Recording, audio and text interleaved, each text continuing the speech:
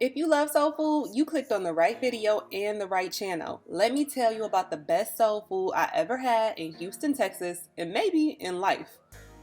What's up? Welcome back to Whitney Styles YouTube channel, back at it again with the food reviews. So in this video, I am reviewing Taste Bar and Kitchen. They sell elevated Southern style comfort food that's full of flavor. If you dine in, they offer valet parking, but you can also order food to go.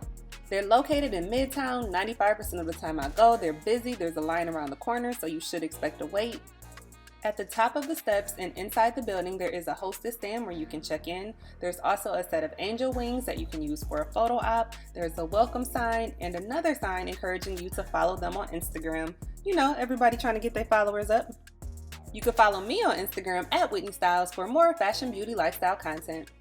I've been dining here for over a year, and I found the best time of the day to come to avoid a long wait time or to be able to get right in and get a table is Monday through Friday between 1 and 3 p.m.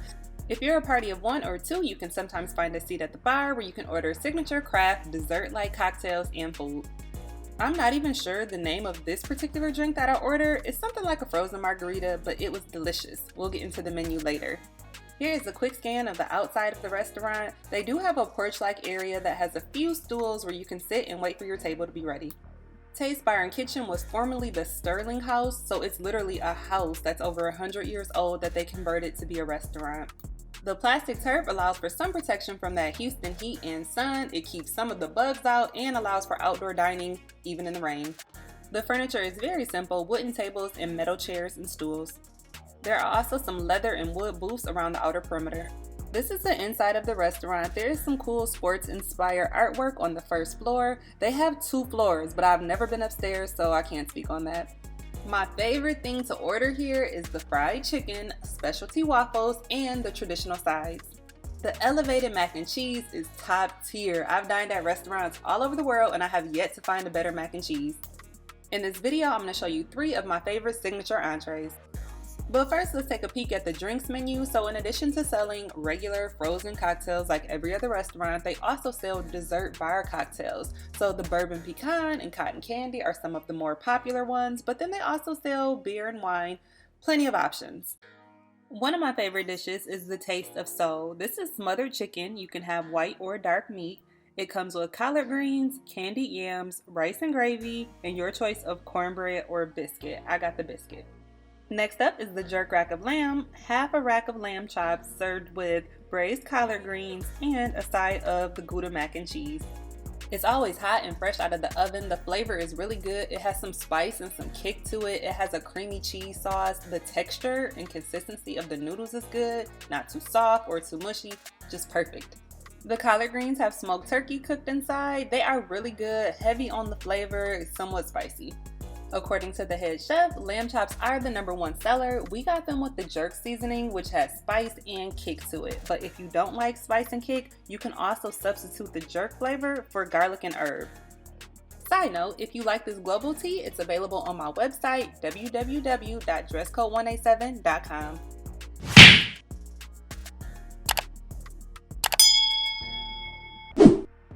You get a lot of bang for your buck at this restaurant, so on top of the food being really good, you get really big portion sizes. This is easily enough for 2 people. With the Taste of Soul, I requested white meat, so I got a breast that was still on the bone and a chicken wing. The white meat was juicy, but the skin was still a little bit crispy even after being smothered in gravy. They were seasoned to perfection. If you watch my other food reviews located in this restaurant review playlist, you would know that I really dislike when restaurants do not chop up their vegetables. So I appreciate them chopping up both the greens and the yams to make them easy to eat. If there's a side item that comes with this entree but you don't like that side item, you can substitute for something else for $1 more. Like rice and gravy, I would never order that at a restaurant. That's something I can make at home. The candied yams are really good, definitely some of the better ones that I've had at a restaurant. The flavor was good and sweet, but not over the top, and the sauce was really good. The worst sweet potatoes I ever had were from DJ Khaled's restaurant called The Licking when I was in Orlando, Florida. Go watch that food review when you're done with this one.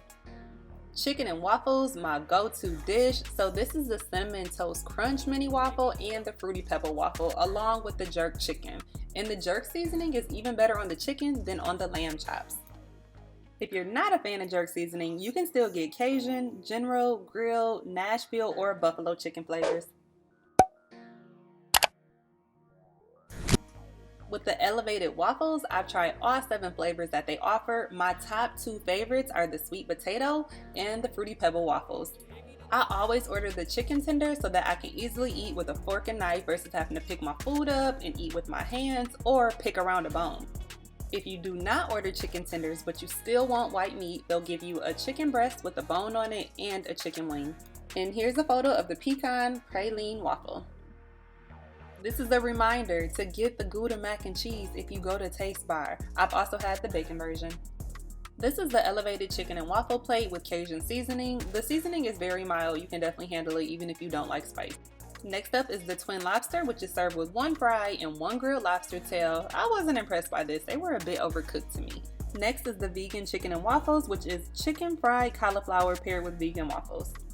Overall, I highly recommend this restaurant. It's perfect for brunch, dinner, date night, and it's even family friendly enough to bring your parents here. The music tends to be more R&B, pop, and hip hop. The cleaning crew does a really good job turning down tables in between customers, even though only half of the staff actually wear a mask. Here is one of my receipts to show you that the price of the food is more than fair when you think about the quality and the quantity. A majority of the servers I encountered were both friendly and accommodating. The restaurant would be more comfortable and aesthetically pleasing if they upgraded the flooring, got some new furniture, and then refreshed the decor. Especially because we're in this era where people like to photograph and record everything for social media. I would love for this Black business to continue to flourish and even expand next door into this vacant lot or a new property so that they can accommodate more customers at one time. Taste Bar and Kitchen is a must try if you are in the Houston area. Thank you so much for watching. Until we meet again.